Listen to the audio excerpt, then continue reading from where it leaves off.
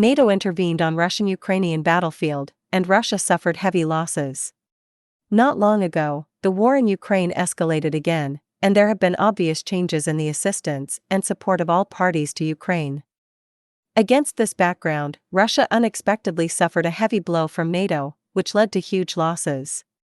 According to reliable sources, NATO has officially intervened in the Russian-Ukrainian battlefield, and this news has shocked the world.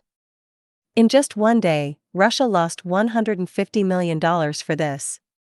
Russia's losses were mainly concentrated in air operations.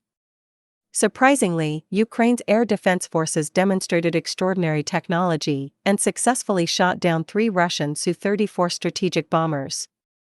This result is unprecedented in the entire history of the conflict in Ukraine and can be described as a major blow to Russia. In just one day, Russia lost $150 million. Although Russia has been vigilant in the conflict in Ukraine, this loss has clearly exceeded their expectations. According to Reuters, Russia's Su-34 strategic bomber was shot down while on duty, while Ukraine's air defense forces maintained a strong defense capability. This means that Ukraine's air defense is extremely good, successfully using Patriot missiles to accurately hit Russian fighters 3 times in a row. With the Ukrainian army almost depleted and the defenses filled with a large number of militias, it is truly remarkable that they have been able to demonstrate such excellent prevention and control capabilities. International public opinion focused on a meeting of the Russian Ministry of Defense.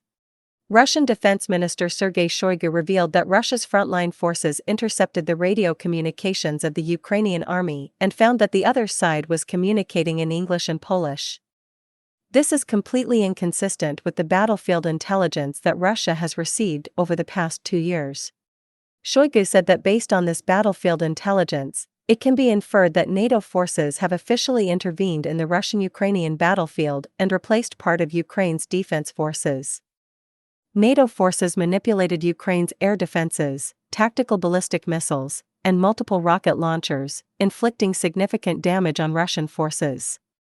In addition, hundreds of NATO satellites constantly provide surveillance data to Ukraine and NATO command centers. There have been rumors of NATO's involvement in Ukraine's counteroffensive against Russia, and now it seems that these rumors are true.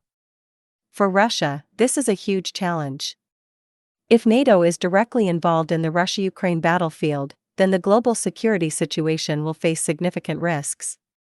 This involves resources, economies, markets, industrial manufacturing, and so on, and could even trigger a third world war.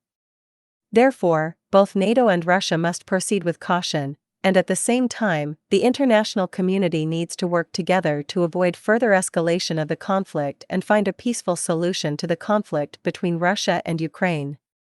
Russia's attitude and considerations. After the news of NATO's involvement in the battlefield in Ukraine, Russia took a direct response. Russia's choice to directly expose NATO's involvement this time may have been deliberate.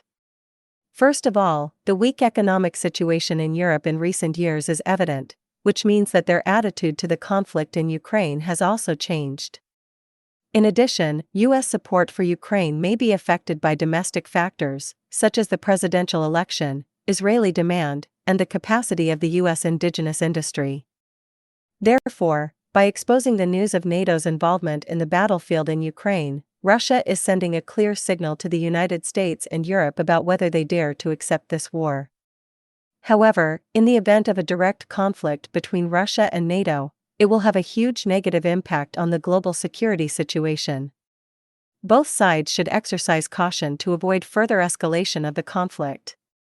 On the contrary, the international community should work together to promote a peaceful settlement of the Ukraine crisis and provide a win-win solution for both sides.